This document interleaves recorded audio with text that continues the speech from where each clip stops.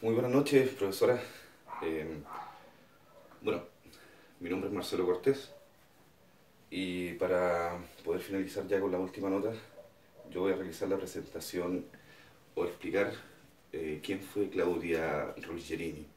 ¿Ya? Para empezar, quiero referirme a un dicho que ella tenía en su momento, que fue conocida por decir que más fuerte que el miedo es el deseo de luchar por la libertad. ¿Ya? Eh, Claudia Ruggerini, ella nació en Milán en febrero de 1922 y falleció para un 4 de julio del 2016. ¿Ya? Claudia Ruggerini fue una partisana conocida como Marisa. eh, y todos se preguntan por qué se cambió el nombre, por qué se decía Marisa. ¿Ya? Es porque en ese entonces era demasiado peligroso ser llamado por su nombre de nacimiento. ¿Ya? Ella vivió una larga vida llena de sacrificios, riesgos y las experiencias más terribles y maravillosas. Eh, Como lo dije anteriormente, Claudia nació en Milán, en una familia muy pobre. Su padre se unió al Partido Comunista en 1921 y fue despedido luego en 1922 por participar en la gran huelga contra la violencia de los escuadrones fascistas.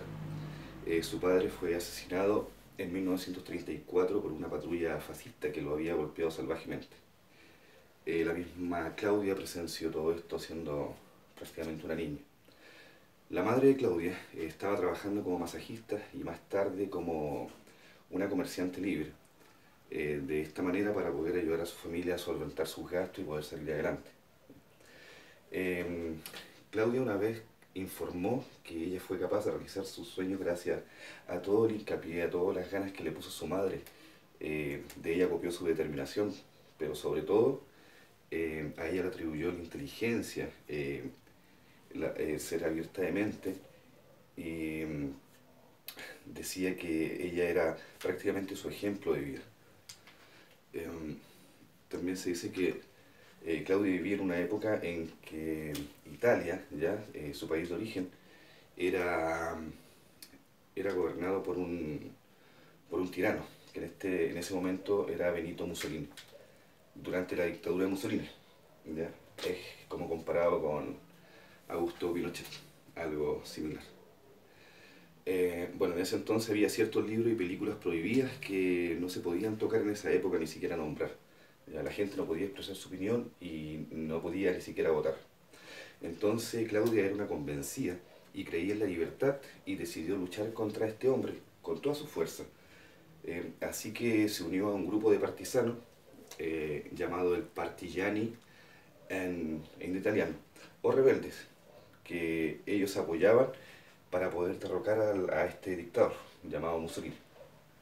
Eh, el grupo que tenía formado Claudia para ese entonces estaba conformado por jóvenes universitarios que se reunían en secreto después de clases para sacar su propio periódico.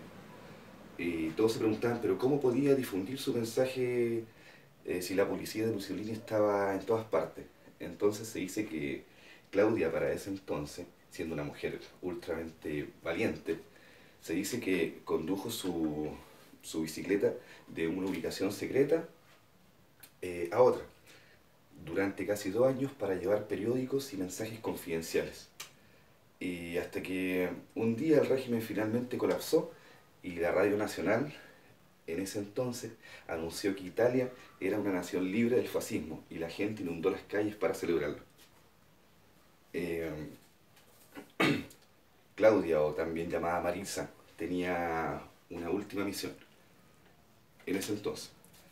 Con el mismo grupo de estudiantes o su un grupo partisano, entró a las oficinas del periódico nacional italiano que en ese entonces era llamado Corriere della Sera, y oficialmente lo liberaron de la censura después de 20 años. Eh, Finalmente, pudiendo publicar así, junto con sus amigos de Claudia, podían llamarla por su verdadero nombre.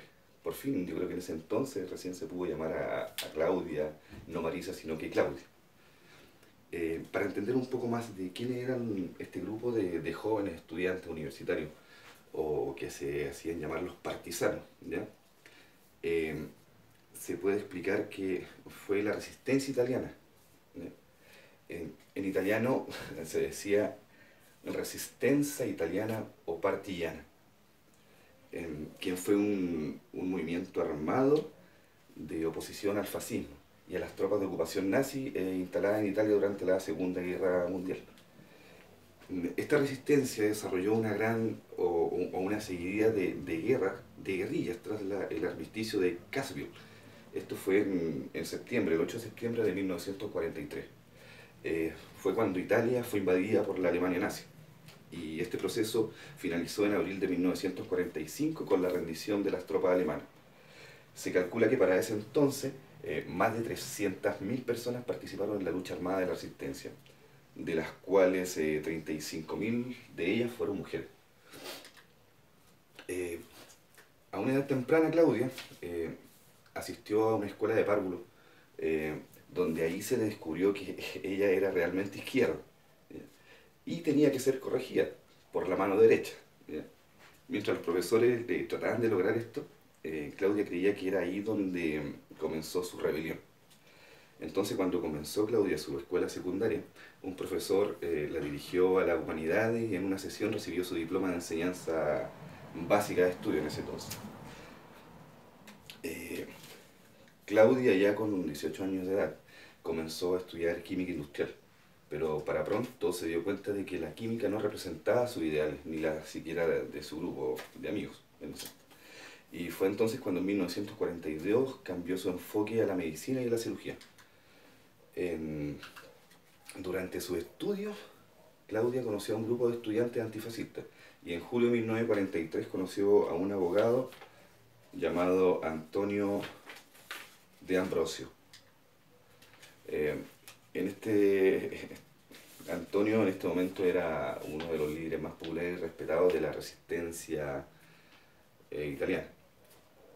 Y entonces Claudia así aceptó las tareas arriesgadas de la distribución de la prensa subterránea, como le nombré anteriormente, y también la entrega de armas a los partizanios de Valdosla. Claudia también tuvo la oportunidad de entrar en la prisión de San Vitores, donde logró robar información valiosa para los antifascistas de aquel entonces.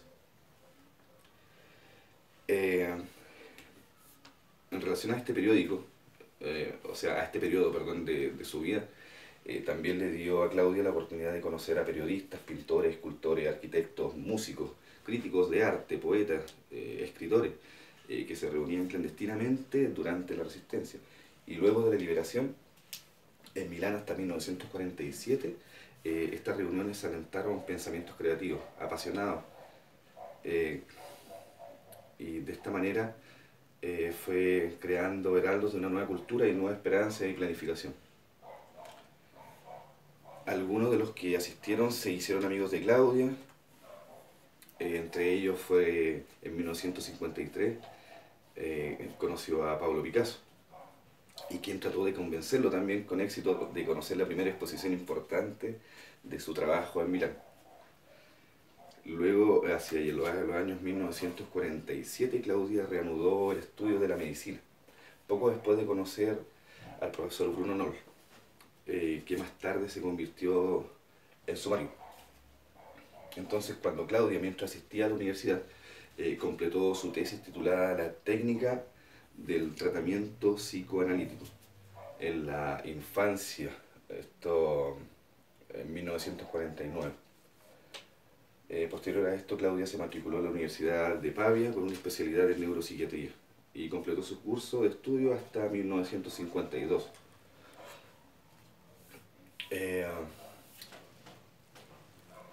Claudia decidió en ese momento hacer su contribución a la renovación de la sociedad y se comprometió exclusivamente en las instituciones públicas de salud, donde trabajó como neurólogo consultor en Milán durante aproximadamente 33 años y durante 21 años como neurólogo en el INAM RO.